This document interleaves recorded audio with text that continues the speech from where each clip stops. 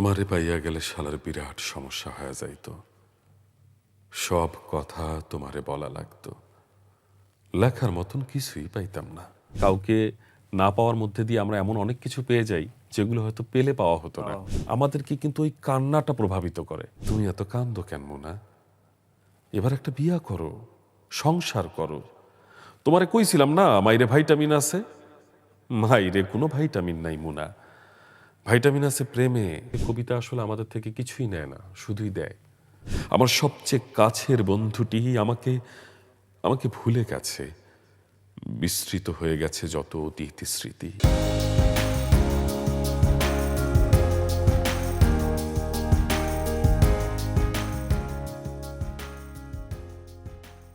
আসসালামু আলাইকুম, স্বাগত জানাচ্ছি কালের কণ্ঠের বিশেষ আয়োজন সাহিত্য আড্ডায়। প্রতি পর্বেই শিল্প সাহিত্যের বিভিন্ন গুণী মানুষদেরকে নিয়ে আমরা আমাদের এই আয়োজনটি সাজিয়ে থাকি। তারই ধারাবাহিকতায় আজকে স্টুডিওতে আমাদের সঙ্গে উপস্থিত আছেন এই সময়ের অত্যন্ত গুণী একজন আবৃত্তি শিল্পী মাহবুবুর রহমান টুনু। আসসালামু আলাইকুম, কেমন আছেন? হ্যাঁ, ভালো আছি, আশা করছি আপনিও ভালো আছেন। আমি ভীষণ কৌতূহলী ছিলাম আপনার আবৃত্তিগুলো যখন শুনি সোশ্যাল মিডিয়ায়, ইউটিউবে, নানান মাধ্যমে, তখন ভাবতাম এই মানুষটাকে কথা বলার সময় এই টোনে বা এইভাবে কথা বলে কিনা। আমি স্বাভাবিকভাবেই কথা বলি, সাবলীলভাবেই কথা বলি। সেক্ষেত্রে শুনতে হয়তো একটু ওরকম মনে হলেও হতে পারে, কিন্তু আলাদা করে আরোপিতভাবে আমি আসলে ভাবে কথা বলি না, স্বাভাবিক। এখন সেটার প্রমাণ আমি নিজেও পেয়েছি, কারণ আপনার স্বাভাবিকতা, আপনার সাবলীলতাই আমাদের কাছে শিল্প হয়ে ধরা দেয় আর কি। এটা আসলে অনেক বড় একটা কি বলবো, প্রশংসনীয় বাক্য বলবো আমি। আসলে এটা নেবার মতন যোগ্যতা বা সক্ষমতা আমার আছে কিনা জানি না, কিন্তু আমি ভীষণ অনুপ্রাণিত এই এই যখন কেউ এরকম করে বলেন আপনার মতন করে, যে শিল্পের মতন মনে হয়। একজন মাহবুবুর রহমান টুনুর জন্ম, বেড়ে ওঠা এবং তিনি আসলে কোন পরিবেশে বেড়ে উঠেছেন সেটা কি আমরা জানতে পারি? আমার বেড়ে ওঠাটা আসলে একেবারেই প্রত্যন্ত গ্রামে। হ্যাঁ, প্রত্যন্ত গ্রাম বলতে যাকে বোঝায়, যদি আরেকটু বিশদভাবে আমি বলি তাহলে বলা যায় যে বাংলাদেশের একেবারে শেষ প্রান্তের জেলা কুড়িগ্রাম। কুড়িগ্রাম জেলার নাগেশ্বরী উপজেলায় আমার জন্ম, এবং সেখানকার দুধকুমার নদী বিধৌত একটি গ্রামে জন্ম আমার। সেই গ্রামে জন্মের কারণে একটা গ্রাম্য ছেলের যেরকম দুরন্তপনার যে শৈশবটা হয়, কৈশোর হয়, সেই শৈশব সেই কৈশোর আমি পেয়েছি। মানে এমন কোনো কাজ নেই, এমন কোনো গ্রাম্য যে পরিবেশে এমন কোনো কাজ নেই যেটা আমার করা হয়নি আসলে।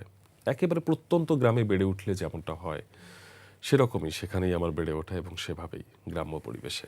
কথা, আবৃত্তি কিংবা যে কোনো উপস্থাপনা শুনলে আমরা ভাবি যে এই মানুষটা আদ্যোপান্ত শহুরে একজন মানুষ, খুব পরিপাটি এবং গোছানো একজন মানুষ। তো আপনার কথা অনুযায়ী আপনি যেটা বলেছেন যে একদম প্রত্যন্ত গ্রাম থেকে উঠে আসা একজন গ্রামীণ মানুষ যেটাকে বলা যায়। তো এই শিল্পের পিছনে গ্রামীণ চিত্রের বা গ্রামীণ জীবনের অবদান কতটুকু মনে করেন?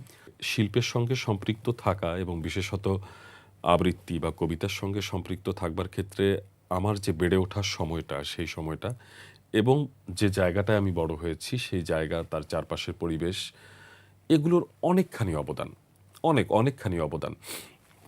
আমি যদি আমার আবৃত্তির কথাও বলি, যে আবৃত্তির ক্ষেত্রে আসলে আমার কণ্ঠটা কিভাবে তৈরি হলো।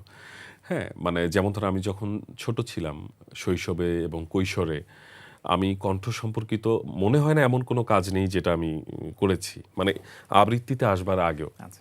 হ্যাঁ, যেমন ধরেন যে কোথাও একটা ওয়াজ মাহফিল হচ্ছে, সেটার মাইকিং আমাকে দিয়ে করানো হচ্ছে, কোথাও খেলাধুলা হচ্ছে, সেটার ধারা বিবরণী আমি দিয়েছি।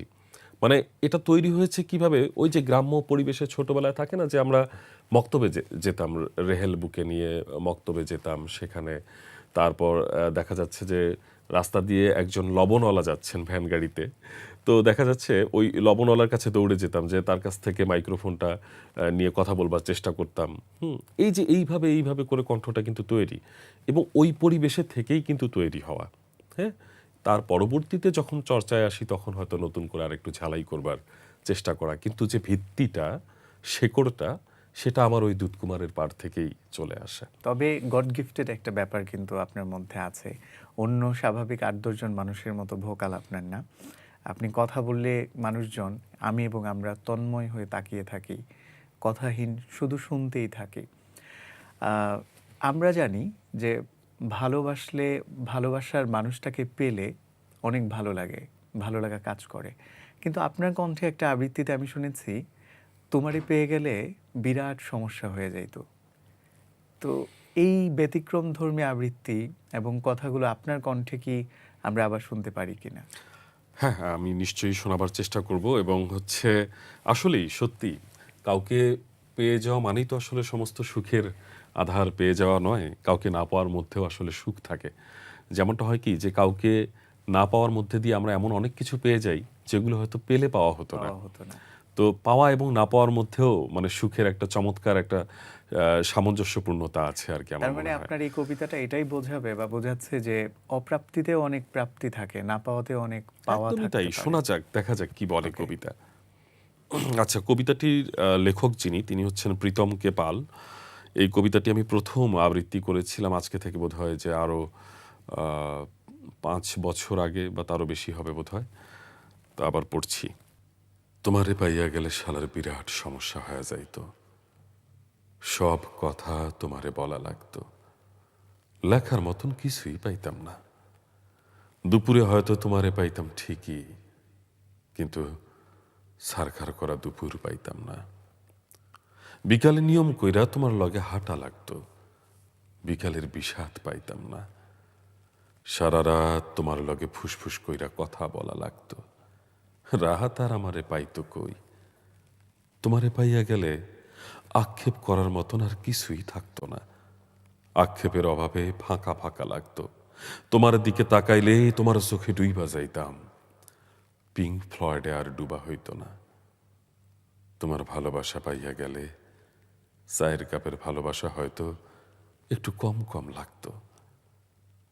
তোমারে পেয়ে গেলে তোমারে পেয়ে গেলে তোমারে না পাওয়ার কষ্ট আর পাওয়া হইতো না। তখন তখন ছোট ছোট কষ্টগুলা শালার জ্বালায়া মারতো। কাছ থাইকা তোমার সৌন্দর্য দেইখা ফেললে হয়তো নর্দার্ন লাইটেরে টর্চ লাইট মনে হইতো। তোমার চুমু পেয়ে গেলে হয়তো খাবার দাবার সব তিতা তিতা লাগতো। চিকন শরীরে আরো অপুষ্টিতে ভুগতাম। তোমারে পেয়ে গেলে আর কোনো কিছুর পরোয়া করতাম না। তখন তখন জগৎ সংসার ছারখার হইয়া যাইতে পারত। তাই তাই তোমারে পেয়ে গেলে আসলেই আসলেই শালার বিরাট সমস্যা হয়ে যাইত।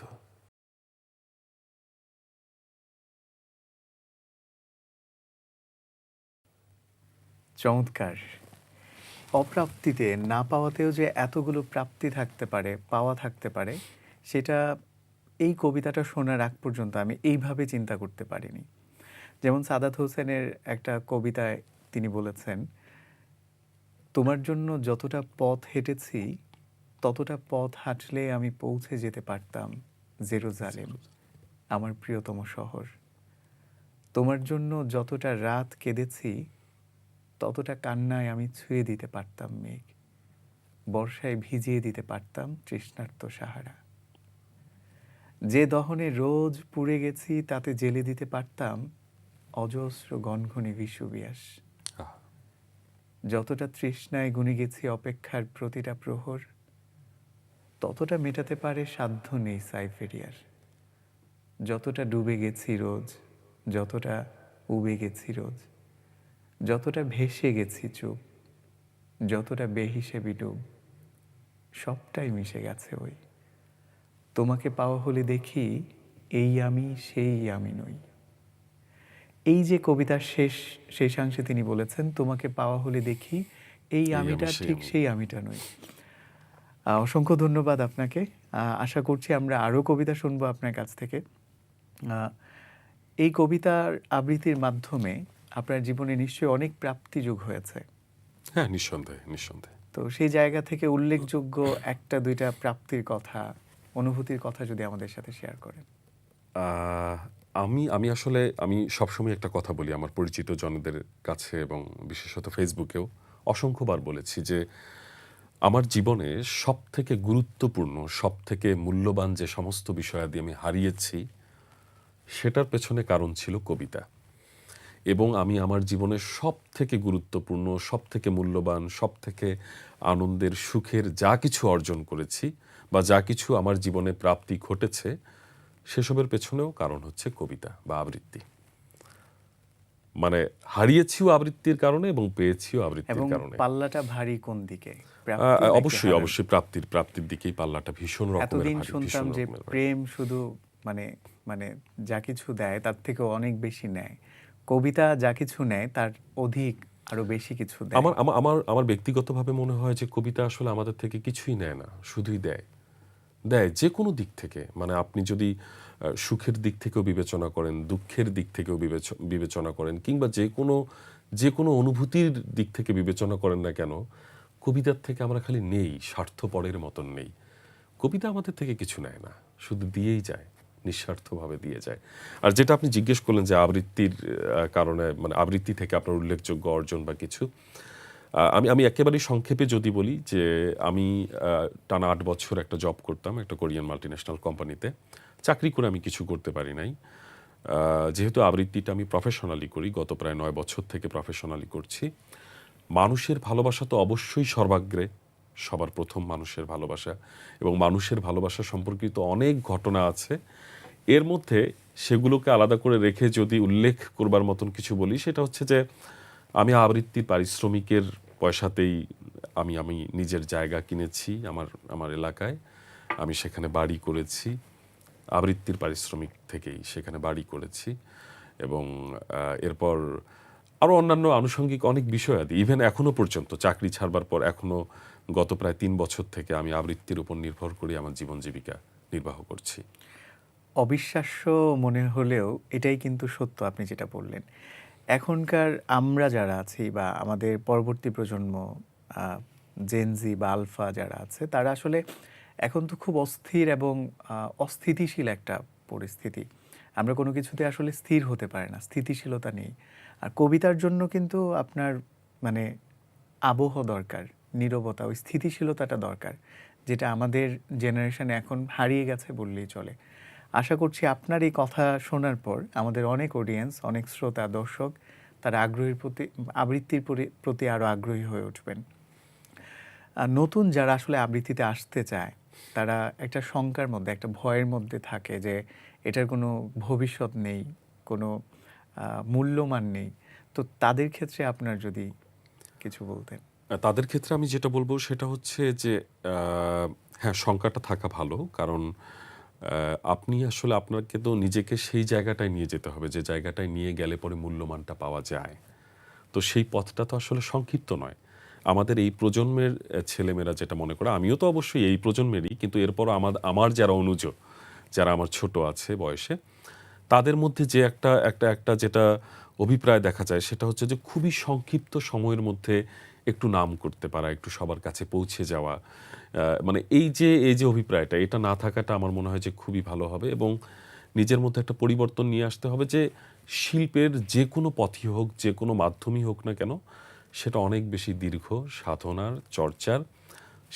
সেই চর্চার জায়গাটা ঠিক রাখতে হবে, সেই সাধনা করবার মতন সক্ষমতাটা নিজের মধ্যে ধরে রাখতে হবে।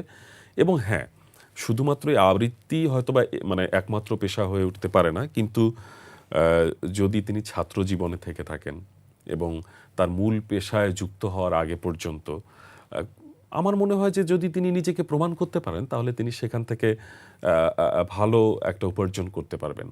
আবৃত্তির জন্য যিনি নিজেকে তৈরি করতে পারেন, তাকে তো শুধুমাত্র আবৃত্তি করতে হবে তা তো না। তার কণ্ঠটা তৈরি হয়ে গেলে তিনি ওই কণ্ঠ থেকে কণ্ঠ সম্পর্কিত আরও অনেক কাজ করতে পারেন। আপনার মতন হোস্টিং করতে পারেন, তারপরে দেখা যায় যে ভয়েস ওভারের কাজ করতে পারেন, আবৃত্তি করতে পারেন, এরপর সংবাদ পাঠক বা পাঠিকা হতে পারেন। এই সম্পর্কিত আরও অনেক কাজ, এখন তো আরও প্রচুর অপশন। অনেকেই মনে করেন যে আবৃত্তি করার জন্য আসলে আপনাদের যেরকম ভোকাল, এরকম কণ্ঠস্বর দরকার। তো এইরকম দরাজ কণ্ঠস্বর না থাকার কারণে অনেকে হীনমন্যতায় ভোগে। তারা কি চাইলে আবৃত্তিতে আসতে পারে? আরেকটা প্রশ্ন আমি রাখতে চাই, সেটা হচ্ছে আবৃত্তির জন্য কি নিজস্ব কোনো ঢং আছে কিনা, যে এই ঢঙেই আবৃত্তি করতে হবে, এর বাইরে গিয়ে কবিতা পড়া যাবে না? আচ্ছা, প্রথম আপনার প্রশ্ন ছিল যে হচ্ছে এরকম ভারী ভোকাল হতেই হবে, এই যে ব্যাপারটা। আচ্ছা, আমি ব্যক্তিগতভাবে মনে করি যে আবৃত্তির জন্যে মানে আমাদের কণ্ঠ অবশ্যই মুখ্য, কারণ কণ্ঠের মধ্য দিয়েই তো আসলে কবিতাটা মানুষের কানে পৌঁছয় বা শব্দটা বের হয়ে আসে, ধ্বনিটা বের হয়ে আসে। অবশ্যই কণ্ঠ মুখ্য, কিন্তু কণ্ঠ ভারী হতেই হবে এটা মুখ্য নয়। আচ্ছা। আবৃত্তির জন্য কখনোই ভারী কণ্ঠ মুখ্য নয়। আবৃত্তির জন্য শুধুমাত্র কণ্ঠটা মুখ্য। এবারে কেন মুখ্য নয় সেটা যদি আমি আরেকটু ডিটেল করে বলবার চেষ্টা করি, বিষয়টা হচ্ছে এরকম: একটা আবৃত্তি নির্মাণের ক্ষেত্রে কিন্তু অনেকগুলো উপাদান বা উপকরণ কাজ করে। প্রক্ষেপণ, তারপরে হচ্ছে মডুলেশন, তারপরে এইরকম আরও অনেকগুলো, টেক্সটের ব্যবহার, তারপরে হচ্ছে কবিতার ভাব, বিষয়, রস, এই সমস্ত কিছুকে বোঝা। আপনি আপনি দেখেন যে আপনার কণ্ঠ ভীষণ রকম ভারী, খুবই মানে মোটা একটা কণ্ঠ, কিন্তু আপনি কবিতার ভাব বুঝতে পারছেন না। কবিতাটা কোন প্রেক্ষাপটে লেখা হয়েছে আপনি জানেন না। তারপর কবিতার অন্তর্নিহিত যে বিষয়টা, সেই বিষয়টাকে আপনি প্রতিষ্ঠা করতে পারছেন না। তাহলে আপনার মোটা কণ্ঠ দিয়ে তো কোনো কাজ হবে না। সেটাই। আমি এমনও বলি যে ধরেন কেউ একজন মারা গেছেন, আমরা ওই মৃত ব্যক্তির বাড়িতে যাই দেখার জন্যে। আমরা যে দেখে কিন্তু আমাদের মৃত ব্যক্তির লাশটা দেখে সহজে কান্না আসে না। আমাদেরকে প্রভাবিত করে অন্যের কান্না। অন্য যারা কান্না ওইখানের করছে, যে আবহটা হ্যাঁ, থাকে। যে আবহটা, ওইটা আমাদেরকে প্রভাবিত করে, তারপর আমাদের চোখ থেকে জল ঝরে। আমরা কিন্তু ওই সময় চিন্তা করি না যে কার কণ্ঠে কতটা সুললিত কণ্ঠে কান্নাটা বের হয়ে আসলো, নাকি কতটা মাধুর্যময় কণ্ঠে কান্না বের হয়ে আসলো। আমাদেরকে কিন্তু ওই কান্নাটা প্রভাবিত করে। সুললিত নাকি কর্কশ, এত এত এত কিছু কিন্তু প্রভাবিত করে না। তো বিষয় হচ্ছে আপনার কবিতাটা আসলে ওই কান্নার মতন পরিপূর্ণভাবে আপনি আসলে প্রকাশ করতে পারছেন কিনা, যেটা যেইভাবেরই হোক না কেন। এটা গেল কণ্ঠ সম্পর্কিত বিষয়, যে মূল হচ্ছে কবিতাটার প্রতি সুবিচার করা। সেটা অবশ্যই কণ্ঠের মাধ্যমে, কিন্তু ভারী কণ্ঠের মাধ্যমে নয়। যে কোনো ধরনের কণ্ঠের মাধ্যমেই আবৃত্তি হতে পারে। এরপর আপনি যে প্রশ্নটা করলেন যে একটু যদি, আবৃত্তির নিজস্ব কোনো ঢং আছে কিনা, যে এই ঢঙে আবৃত্তি করতে হবে, এর বাইরে গিয়ে কবিতা পড়া যাবে না? না, শিল্পে এ ধরনের বাধা মানে বেঁধে দেয়া কোনো নিয়ম নেই যে আপনাকে এরকম ভাবেই করতে হবে, এর বাইরে যাওয়া যাবে না। ব্যাপারটা এরকম নয়। আর হ্যাঁ, এটা এটা হতে পারে যে প্রত্যেক শিল্পীর আলাদা একটা নিজস্বতা, স্বকীয়তা থাকা ভালো। মানে নিজস্ব স্টাইলে আবৃত্তি করা বা নিজস্ব স্টাইলে যে কোনো কিছু পরিবেশন করা। যেমন ধরেন আপনি উপস্থাপনা করছেন, আপনার উপস্থাপনার নিজস্ব একটা স্টাইল আছে। হ্যাঁ, সেটা সেই স্বকীয়তাটা থাকা ভালো। কিন্তু তার মানে এই নয় যে আবৃত্তিটাকে একটা একটা ছকে বেঁধে দেওয়া হয়েছে, এই ছকেই আপনাকে আবৃত্তি করতে হবে, এর বাইরে যাওয়া যাবে না, এমনটা নয়। শিল্পে এই ধরনের বিধিনিষেধ আমি ব্যক্তিগতভাবে পছন্দ করি না, এবং থাকা উচিত বলেও আমি মনে করি না। অসংখ্য ধন্যবাদ।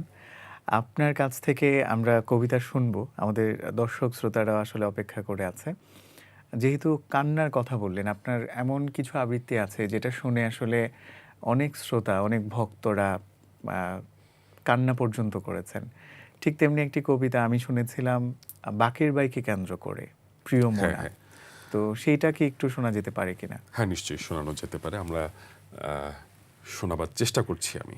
বাকের ভাইয়ের বিষয়ে আসলে শ্রদ্ধেয় হুমায়ূন আহমেদ স্যারের কথা মনে পড়ে। হ্যাঁ, অবশ্যই। এই এই যে আমি এখন যে লেখাটি পড়ব, এটা আসলে ঠিক কবিতা নয়। এটা একটা চিঠি, এবং একজন ভক্তের একটা কাল্পনিক চিঠি।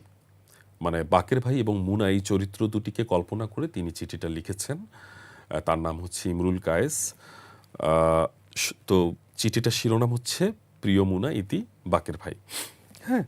তো মানে ব্যাপারটা হচ্ছে এরকম যে বাকের ভাইকে ফাঁসি দেয়া হয়েছে। বাকের ভাই সেই পরলোক, মানে সেখান থেকেই হচ্ছে মুনার কাছে কিছু কথা পাঠাচ্ছেন। যে কথাগুলো আসলে পুস্তকে নেই, বইয়ে নেই, নাটকে নেই, কোথাও নেই। হ্যাঁ? তো সেখান থেকে তিনি এটা নির্মাণ করবার চেষ্টা করেছেন। আমি শোনাবার চেষ্টা করছি।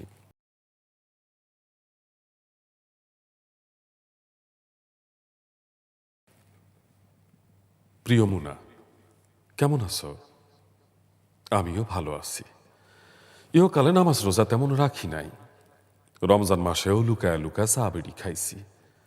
সুযোগ পাইলে ইয়ারে ওরে হালকা মালিশ কইরা দিছি। কিন্তু কিন্তু আমি মরার পর তুমি নাকি 2 হাত তুইলা মরা কান্না কান্দো। যদিও excess crying is very bad, কিন্তু তোমার দোয়া বড় সাংঘাতিক। ইহকালে টর্চার কইরা আসলেও পরকালে কেউ আমারে টর্চার করতেছে না। তুমি এত কান্দো কেন মুনা? এবার একটা বিয়া করো, সংসার করো। তোমারে কইছিলাম না মাইরে ভাইটামিন আছে? মাইরে কোনো ভাইটামিন নাই মুনা, ভাইটামিন আছে প্রেমে, সংসারে। ফাঁসি নিয়া আমার তেমন কোনো দুঃখ নাই, অন্য কাউরে খুন না করলেও তোমার মন রে আমি খুন করছি। Mind murder, big murder. আগে বুঝি নাই মুনা, তোমারে স্নেহ কইরা একটা আবদার করি। এই দুনিয়া বড় উত্তম জায়গা, বাকেরের চিন্তা করার মতো ফালতু কাজ এইখানে মানায় না। যখন ছিলাম তখন ছিলাম, অহন তো নাই। না থাকা জিনিস আর কতদিন সাজায় রাখবা মুনা? ভুইলা যাওয়ার ফার্স্ট স্টেপ হইল পার্ডন করা। মেয়ে লোক সব পারে, কিন্তু কিন্তু সহজে পার্ডন করতে পারে না। আমারে তুমি পার্ডন কইরো মুনা। হাওয়া মে উঠতে যায় গান না গাইয়া একটা একটা লাল দোপাট্টার মতন আমারে তুমি উড়াইয়া দিও মুনা, উড়াইয়া দিও। চমৎকার। স্মরণ করছি শ্রদ্ধেয় হুমায়ুন আহমেদ স্যারকে। তার সৃষ্টির জন্যেই আজকে আমরা এত চমৎকার একটা পাঠক থেকে রচিত একটা চিঠি বাকের ভাইকে লিখতে দেখেছি। আপনার স্বরচিত কোনো কবিতা কি আমরা শুনতে পারি? হ্যাঁ, শোনাবার চেষ্টা করতে পারি। আপনি জানেন যে আমার নিজস্ব একটা কাব্যগ্রন্থ আছে যেটা প্রকাশ পেয়েছিল কোলাহল। আমি সেটা আপনার জন্য রেখে দিয়েছিলাম যেন আপনি আমাদের শ্রোতাদেরকে জানান। কোলাহল থেমে গেছে নামে। সেই কাব্যগ্রন্থ থেকে আমি যেহেতু বলছিলাম আমার শেকড়ের কথা, আমার সেই কুড়িগ্রামের দুধকুমার কথা, নদীর নাগেশ্বরী দুধকুমারের কথা, তো সেই সেই সেই দুধকুমার এবং আমার শেকড়কে নিয়ে লেখা একটি কবিতা। কবিতার শিরোনাম হচ্ছে শেকড়। আমি সেই কবিতাটি একটু জি, অবশ্যই। পড়বার চেষ্টা করছি। দুধকুমারের পাড়ে দাঁড়ালে আমার বয়স কমে যায় 17 বছর। ওখানে ঘাসের ওপর বসলে আমি ফিরে যাই মায়ের কোলে। বাড়তি প্রাপ্তি হাওয়া এসে ছুঁয়ে দিলে শুনি ফজরের আজান। খানিক বাদেই শুনি মুসলিম ভাইয়ের স্যান্ডেলের শব্দ। কিরে টুনু, নামাজ পড়বে যাওয়ার নয়স? কেরে ঘুম ভাঙে নাই এলাও, টক করি আয়। দুধকুমারের বুকে জ্যোৎস্না নেমে এলে দেখি খড়ের ঢিবির ভেতর লুকোনো 4টি ভীতু মুখ। উনুনের খড়ি হাতে হনহন হাঁটছেন মা এদিক সেদিক। ঝিকিমিকি ঢেউয়ে দোলে কুষাণ যাত্রায় মিস ডায়নার কোমর। প্রস্তবের গানের সুর প্রতিধ্বনিত হচ্ছে এপার ওপার। এক ঢেউয়ে গফুর বাদশাহ আর এক ঢেউয়ে বানেচ্ছা পড়ি। ভাঙনের শব্দে শুনি হামিদ দাদুর পিছু ডাক। চোখের জলে ভেসে যায় গল্পেরা ভাটির স্রোত ধরে। পড়ে থাকে ভাঙা প্লেট ও বাটি, ডিমের খোসা আর নারকেল গাছ থেকে ছিঁড়ে পড়া বাবুই পাখির বাসা। 17 বছর বাদে বৃষ্টি ঝরে ফের, ফের কাঁধে হামিদ দাদুর হাত। সেই যে গেলুরে দাদু, এনা খোঁজও নেওয়া নাগে না রে। ইতিহাস পুতা এনা কয়া আসা নাগে না। হামলাগুলো কি মরি গেছি রে। এই ছিল। চমৎকার। শেষটুকু সম্ভবত আপনাদের আঞ্চলিক ভাষায় লিখেছেন। আমি অতটা বুঝতে পারিনি, তারপরেও মনে হলো যে একটা বিষণ্ণ সুর আমার মনেও ছুঁয়ে গেছে। অসংখ্য ধন্যবাদ মাহবুবুর রহমান টুনু। আমরা অনুষ্ঠানে একদম শেষ পর্যায়ে আছি। এইখানে নিশ্চয়ই আপনার অনেক বন্ধুরা আপনাকে দেখছেন, শুনছেন আপনার কবিতা। বন্ধুদেরকে নিয়ে কি আমরা কোনো একটা কবিতা শুনতে পারি কিনা? হ্যাঁ, আমি বন্ধুদেরকে নিয়ে একটা কবিতা এবং সেই সব বন্ধুদের যারা আসলে একটা সাডেন টাইমের পর বন্ধুত্ব ভুলে যায়, স্মৃতি ভুলে যায়। একদমই তাই। যেটা আমি আপনাকে বলেছিলাম যে বন্ধুদের নিয়ে একটা কবিতা আমার প্রস্তুত করা আছে, আমি ওটা পড়তে চাই। সেটা অবশ্য একটু একটু একটু চমকের ব্যাপার, যেটা সেটা হচ্ছে কবিতাটি আপনারই লেখা। সো আমি সেই কবিতাটি একটু পড়বার চেষ্টা করছি। এটা অনেক আগে থেকেই আমার বেশ পছন্দের একটি কবিতা। আমি নির্বাচন করে রেখেছিলাম, এর আগে পড়েও ছিলাম। সেখান থেকে একটু পড়বার চেষ্টা করছি। আমার সবচেয়ে কাছের বন্ধুটি স্মৃতি ভুলে গেছে, বিস্মৃতি হয়ে গেছে গত হওয়া অতীত। সে এখন আর আমাকে চিনতে পারে না। সম্বোধনে তুই এর জায়গায় আপনি করে বলে। আমি আমি মনে করাতে চেষ্টা করি অতীতের কথা বলি, বলি গত হওয়া দিনের কথা, জেগে জেগে ভোর হওয়া অজস্র রাতের কথা। স্মৃতির পাতা থেকে কিছু সময় তুলে এনে সামনে মেলে ধরি, মনে করাতে চেষ্টা করি আমাকে বকার কথা, দিনের মাঝে সকাল দুপুর কিংবা একটা সন্ধ্যা কথা না হলে ভেতরে পুষে রাখা অভিমানের কথা। তার তার কিছুই মনে পড়ে না। পেন্সিলের রেখা ঘষে তুলে ফেললে তবু আঁচড়ের একটা দাগ থাকে, তার এতটুকুও মনে পড়ে না। যেন যেন দাগহীন রেখাহীন নিরেট পাতা, যার মাঝে স্মৃতির কোনো আঁচড় নেই। আমার সবচেয়ে কাছের বন্ধুটি আমাকে আমাকে ভুলে গেছে, বিস্মৃত হয়ে গেছে যত অতীত স্মৃতি। সে এখন আমার সাথে কথা বলে অপরিচিতের মতন, কিংবা কিংবা তার চেয়েও দূরের কেউ হয়ে। আমার কিন্তু তার কথা মনে পড়ে, মনে পড়ে কাটিয়ে আসা প্রতিটা বিন্দু বিসর্গের কথা। এইসব ভেবে ভেবে আমার আমার ভীষণ কষ্ট হয়, ভীষণ রকম। অথচ আমি জানতাম স্মৃতিরা কখনো মনের করটি ছেড়ে চলে যায় না। বন্ধু ভুলে না বন্ধুত্বের বড়াই। শোনো শোনো, বন্ধু কখনো কোনো বন্ধুকে বলো না যেন বিদায়, বলো না যেন বিদায়। চমৎকার। মন খারাপ করা সুন্দর। আহ, অসংখ্য ধন্যবাদ আপনাকে। আমরা আসলে সময় স্বল্পতার কারণে আজকের মতো এখানেই সীমিত করতে হচ্ছে আমাদের এই অনুষ্ঠানটি। আপনার দর্শক শ্রোতাদের উদ্দেশ্যে আপনার যদি কিছু বলতে চান আর কি। আহ, দর্শক শ্রোতাদের উদ্দেশ্যে বলবো যে আপনাদেরকে অসংখ্য ধন্যবাদ এই সময়টুকুন ধরে আমাদের সঙ্গে থাকবার জন্যে। আর যেটা বলবো যে আপনারা সুন্দরের সঙ্গে থাকুন, সুন্দরের চর্চা করুন, বাংলা কবিতার সঙ্গে থাকুন, কবিতা আবৃত্তির সঙ্গে থাকুন। এখন একটা দুঃসময় চলছে, বিশেষত বাংলা কবিতা আবৃত্তির জন্য দুঃসময় চলছে। আপনারা আপনাদের সন্তানকে বাংলা কবিতা আবৃত্তির প্রতি উদ্বুদ্ধ করবেন। এটা একটি সুকুমার চর্চা, সুন্দরের চর্চা। আপনার সন্তানের মস্তিষ্ক বিকশিত হবার জন্য আসলে আবৃত্তির ভূমিকাটা থাকবে অপরিসীম। আমি বলবো আপনারা সকলেই ভালো থাকুন এবং সুন্দরের চর্চার সঙ্গে থাকুন। অসংখ্য ধন্যবাদ। দর্শক, আজকের মতো বিদায় নিচ্ছি কালের কণ্ঠের বিশেষ আয়োজন সাহিত্য আড্ডা থেকে। দেখা হবে আবারও নতুন কোনো পর্বে, নতুন কোনো অতিথিকে সঙ্গে নিয়ে। সেই পর্যন্ত ভালো থাকুন, ভালোবাসায় থাকুন। আসসালামু আলাইকুম।